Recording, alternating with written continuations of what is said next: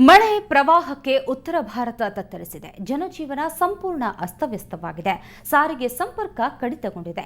ಇದರಿಂದಾಗಿ ಮಾಜಿ ಸಚಿವೆ ಶೋಭಾ ಕರಂದ್ಲಾಜೆ ಸೇರಿದಂತೆ ರಾಜ್ಯದ ನೂರಾರು ಮಂದಿ ಸಂಕಷ್ಟಕ್ಕೆ ಸಿಲುಕಿ ಪರದಾಡ್ತಿದ್ದಾರೆ.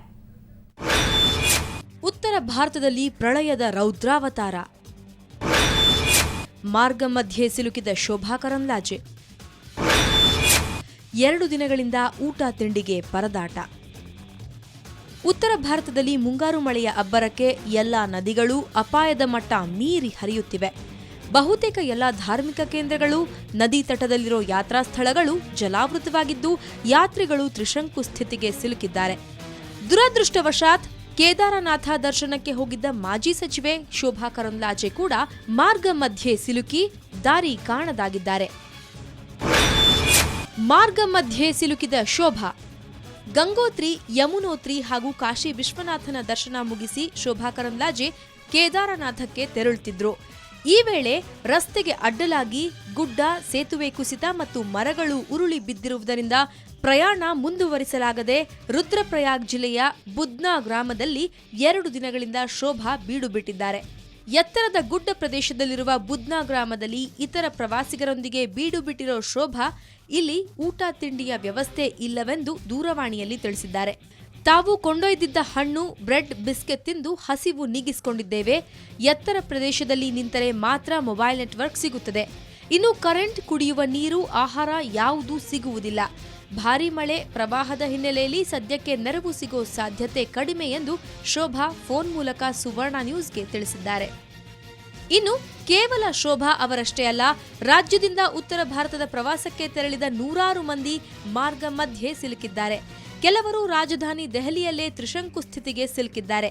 ಅಂಥವರಿಗೆ ದೆಹಲಿಯ ರಾಘವೇಂದ್ರ ಮಠದಲ್ಲಿ ಆಶ್ರಯ ನೀಡಲಾಗುತ್ತಿದೆ. ನೂರಾರು ಮಂದಿಗೆ ಊಟ, ವಸತಿ ವ್ಯವಸ್ಥೆ ಕಲ್ಪಿಸಲಾಗಿದ್ದು, ಬೆಂಗಳೂರು ಸೇರಿದಂತೆ ವಿವಿಧ ಊರುಗಳಿಗೆ ತೆರಳಲು ಸಾರಿಗೆ ವ್ಯವಸ್ಥೆ ಮಾಡಲು ಮಠದ ಆಡಳಿತ ಮಂಡಳಿ ಮುಂದಾಗಿದೆ. ನಾವು ಹರಿದ್ವಾರ ಬಿಟ್ಟು ಡೆಲ್ಲಿಗೆ ರಾಯರ ಮಠಕ್ಕೆ ಬಂದ್ವಿ. ಅಲ್ಲಿ ಗೊತ್ತಾಯಿತು, ಅಲ್ಲಿ 10 ಅಡಿ ನೀರು ಬಂದು ಅಲ್ಲಿ ತುಂಬ ಕೊಚ್ಕೊಂಡು ಹೋಗಿದೆ ಮತ್ತು ಪ್ರಳಯ ಆಗ್ತಾ ಇದೆ, ಪ್ರಳಯದ ಥರ ನೀರೆಲ್ಲ ಹರಿತಿದೆ ಅಂತ ಗೊತ್ತಾಯಿತು. ಹಾಗಾಗಿ ಇಲ್ಲಿ ಮಂತ್ರಾಲಯ ರಾಯರ ಮಠದವರು ನಮಗೆ ಆಶ್ರಯ ಕೊಟ್ಟು ನಾವೆಲ್ಲ ಇಲ್ಲಿದ್ದೀವಿ. 45 ಜನ ಬಂದಿದ್ದೀವಿ ನಾವು ಬೆಂಗಳೂರಿಂದ. 45 ಜನ ಸುರಕ್ಷಿತವಾಗಿ ಬಂದು ಇಲ್ಲಿ ರಾಯರ ಮಠದಲ್ಲಿ ಸೇರ್ಕೊಂಡಿದ್ದೀವಿ. ಇದಿಷ್ಟೇ ಅಲ್ಲದೆ ಉತ್ತರ ಭಾರತದಲ್ಲಿ ಉಂಟಾಗಿರೋ ಭೀಕರ ಪ್ರವಾಹಕ್ಕೆ ನೂರಾರು ಕನ್ನಡಿಗರು ಸಿಲುಕಿದ್ದಾರೆ. ಉತ್ತರದಲ್ಲಿ ಕನ್ನಡಿಗರು ತತ್ತರ. ಪ್ರವಾಸಕ್ಕೆ ತೆರಳಿದ್ದ ಧಾರವಾಡ ಜಿಲ್ಲೆಯ 10 ಮಂದಿ 2 ದಿನಗಳಿಂದ ನಾಪತ್ತೆಯಾಗಿದ್ದಾರೆ. ರಾಯಚೂರಿನ ಒಂದೇ ಕುಟುಂಬದ 8 ಮಂದಿಯೂ ಕಾಣೆಯಾಗಿದ್ದಾರೆ. ಇನ್ನು ಉತ್ತರ ಕನ್ನಡ ಜಿಲ್ಲೆ ಭಟ್ಕಳದ 8 ಮಂದಿ ಕೇದಾರನಾಥ ಬಳಿಯ ಗೌರಿಕುಂಡದ ಹತ್ತಿರ ಮಾರ್ಗ ಮಧ್ಯೆ ಸಿಲುಕಿ ನೆರವಿಗಾಗಿ ಮೊರೆ ಇಡುತ್ತಿದ್ದಾರೆ. ಒಟ್ಟಾರೆ ಉತ್ತರ ಭಾರತ ಮಳೆ, ನೆರೆ ಹಾವಳಿಗೆ ತತ್ತರಿಸಿದೆ. ಅಕ್ಷರಶಃ ಜಲಪ್ರಳಯದ ಪರಿಸ್ಥಿತಿ ಎದುರಾಗಿದೆ. ಪ್ರವಾಸಿಗರ ಪಾಡಂತೂ ಹೇಳತೀರದಾಗಿದೆ. ಬ್ಯೂರೋ ರಿಪೋರ್ಟ್, ಸುವರ್ಣ ನ್ಯೂಸ್.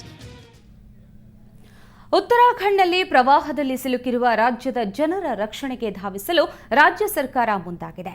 ರಾಜ್ಯದ ಜನರನ್ನ ಸುರಕ್ಷಿತವಾಗಿ ವಾಪಸ್ ಕರೆತರಲು ನಾಳೆ 2 ಅಧಿಕಾರಿಗಳನ್ನ ಕಳುಹಿಸಲಾಗುವುದು ಅಂತ ಸಿಎಂ ಸಿದ್ದರಾಮಯ್ಯ ತಿಳಿಸಿದರು.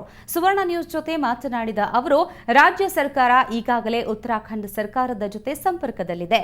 ಇನ್ನು ಮಾಜಿ ಸಚಿವೆ ಶೋಭಾ ಕರಂದ್ಲಾಜೆ ಜೊತೆ ಖುದ್ದು ಫೋನ್ನಲ್ಲಿ ತಾವೇ ಮಾತನಾಡಿರುವುದಾಗಿಯೂ ತಿಳಿಸಿದರು.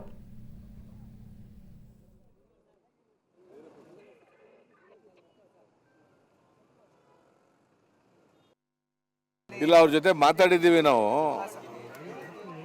ಚೀಫ್ ಸೆಕ್ರೆಟರಿನೂ ಮಾತಾಡಿದ್ದಾರೆ, ಮತ್ತು ನಮ್ಮ ಒಬ್ಬ ಪೊಲೀಸ್ ಆಫೀಸರಲ್ಲಿ ಕಳಿಸ್ತಾ ಇದ್ದೀವಿ. ಮತ್ತು ಶೋಭಾ ಕರಂದ್ಲಾಜೆ ಜೊತೆ ಕೂಡ ಮಾತಾಡಿದ್ದೀನಿ ನಾನು.